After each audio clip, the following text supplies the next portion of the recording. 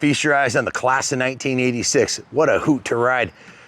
It's one of those test rides that this is the kind of bike I could get on a ride all day. And guys, that's what happened to all these. They're so much fun to ride that people rode the wheels off of them back in the 80s, left them up in the barns, and most of them, you know, were destroyed. This is a rare survivor that has low hours on it. If you look at the frame rails, I always start there. California frame rails, man, not a ding in the frame rails. They're absolutely perfect. So it wasn't ridden off-road, enduroed or anything. The original rims are straight. Check out the fork lowers. They're polished up beautifully like chrome. It's an absolutely beautiful piece. These 350s is a cult following on these for good reason. The guys who had these know that they're freaking awesome, awesome bikes. Classic Sunday rider. It wasn't beat on or raced. The heart of the beast, 350cc double overhead cam 4-stroke single enduro bike. Legendary performance and reliability. I met a dude who had one arm that had used the TT350 as his daily rider to go to work and back. He had 52,000 miles on it, and it ran perfectly. And I met another guy who had one of these in a street version that had 99,000 miles on it. They're just bulletproof engines. Yamaha engineering is legendary on this particular platform. They're overbuilt. They're bulletproof. Good. This is before they started making stuff in Taiwan and all the cheesy metals and from China and everything. This is a Japanese diamond. Tubular steel full cradle chassis, 6-speed wide ratio transmission. For the period, top of the line brakes and suspension like they had on their motocross bikes, the monocross suspension, the Kayaba forward axle forks, lightweight, nimble, ideal for off-road adventure rides. For a play riding bike, for a big dude like me, you know, it's perfect. It's a lot of fun, and if you wanted to race or compete on it, you could, but this one's just too nice. And we put an obscene amount of, we put 43 hours of shop labor into this thing at 150 bucks an hour. You don't have to be a math major to figure out. We put a small fortune in this thing and a stack of parts too, but it was a really good starting point. It was not, we couldn't get it running perfectly. And we figured out the stator assembly had an issue, so we put a new OEM stator assembly in it. The engine compression's perfect. We drained, rinsed, and inspected, cleaned the fuel tank, cosmetically restored the fuel tank and shrouds. That's the original tank on there, guys. That's not a replacement. To find an original 86 tank on an XT in that condition is freaking unheard of. Did a major carb rebuild and cleaning and tuning and jetting to match the Super Trap muffler. We just put the Super Trap end cap on here, so the thing barks, man. It's just freaking awesome. New fuel lines, new carb vent lines, new carb intake boots, new DC air filter cage, clean and oiled, and put a new twin air filter in it. We're running VP non-ethanol fuel in it. Adjusted the valves, the exhaust header. We replaced the exhaust header and the Super Trap end cap on it and got that all dialed in. So with new gaskets, new clutch cover gasket, fresh Spectro 10W40 engine oil. It's got a new oil filter, a new OEM front brake caliper. If you zoom in on that, showing the brake caliper, and a new OEM front master cylinder. The bike had been sitting for a while and that had gotten decayed, so we replaced both the master cylinder and the caliper and the pads. We vapor honed and rebuilt the caliper and master cylinder, flushed and bled the front brakes with fresh Motul brake fluid. New front brake pads. Check out the bars. Renthal CR High 7/8 handlebars. I love those, my favorite bars. New Renthal crossbar pad. It's got new Scott hand grips. It's got a new clutch cable, new front fender, new front number plate. It has a new gold drive chain. Of course, we do that with all our bikes. Why not make the gold? Why not make the chain a work of art? So we put the gold chain on there. New rear, rebuilt the rear brakes, new rear brake shoes, new countershaft sprocket, new chain roller.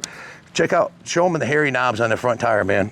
Brand new Dunlop Sports D952 front tire, new tire tube and rim band, new Dunlop Sports D952 rear tire, new rear tire tube and rim band. Set the tire pressures, new front fender, new rear fender, new side panels and number plates. And it's got a brand new Yamaha TT350 decal kit. The thing's an absolute freaking diamond. Polished the rims, the spokes, the silencer, the swing arm and forks. You can see the fork lowers are polished like chrome. That's not chrome, those are polished aluminum. We did that in our shop here. All the frame rails, exposed frame rails, were repainted. It's got the new rear tire and tube. You can show them that too, Ron. And it's got a replacement seat cover that was done by the original owner. It looks to me like it might be leather, I'm not sure. But it's a super thick seat cover, nice red. And the bike looks bitchin', it sounds bitchin', it is bitchin'. The BW350 we just sold, we auctioned that one off. It sold for $8,950. And they're somewhat limited. There's not many of them around because those all got ridden into the ground too. You will not find another 86 TT in this kind of shape anywhere. I can guarantee that. The complete engine has been repainted. The exhaust was repainted. The exhaust shield was repainted. The foot pegs were repainted. The brake pedal was repainted. It's like it came out of the box in 1986. You can see the pegs are nice and straight, and the frame rails are too. Proof that this thing wasn't abused. The kickstand is intact. The original chain guide is intact. The original swing arm is in pristine condition. The rear sprocket is mint. Original DID rims from Japan are the original. The date code on them are the original date codes, and it's as straight as they come. So a lot of time, let me put it to you this way. The work order says 43 hours.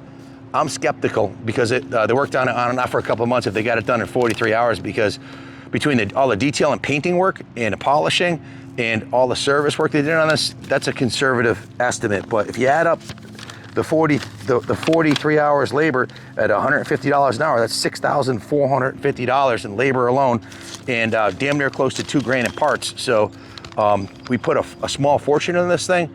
Labor of love. I doubt we'll get all the money back out of it, but that we put into it.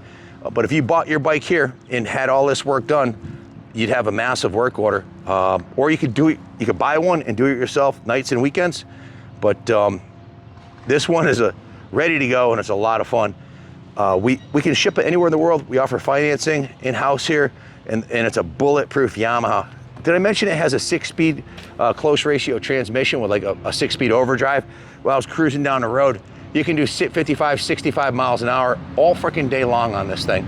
So it's ready for the trail or the track or the woods, or rolling it into the museum. That's where it's going. It'll be on the 3rd floor. If you want to come check it out this weekend, museum's open Friday, Saturday, and Sunday, 10 to 4:30. So we're in the shop here 9 to 5 Monday through Friday. If you want to come take a look at it, or give Junior a call, 860-454-7024. Good luck finding a nicer one. This one's a diamond. Thanks for watching, and God bless America.